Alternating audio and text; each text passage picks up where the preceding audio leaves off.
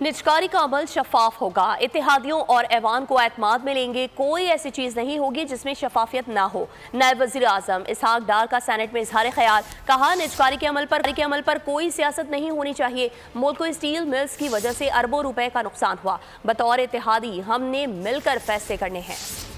जो privatization process है, I can guarantee that it will be transparent. I will not entertain anything which is beyond any rules process और without transparency, क्योंकि ये सबसे पहले हमारे ऊपर जो रिस्पॉन्सिबिलिटी है, it's not only the government but also the allies. उसमें पीपल्स पार्टी है, उसमें दूसरी जमातें हैं, इन सबको सबसे पहले हमें एक यूनानिमसली इन फैसलों को करना है, फिर हाउस को ऑब्वियसली ऑन बोर्ड लेना है। ये these things should be apolitical, इस पे कोई सियासत नहीं होनी चाहिए। वेलकम करूंगा कि अगर इस पे एक स्पेशल ग्रुप या कमेटी बन जाए कि इसको right from day one two till now देखा जाए कि पाकिस्तान स्टील मिल क्यों प्राइवेटाइज नहीं हो। उस एक फैसले की वजह से कितना पाकिस्तान ब्लीड हुआ, how many hundreds of billions Pakistan lost. Subscribe करें और बेल दबाएं ताकि कोई खबर रह न जाए।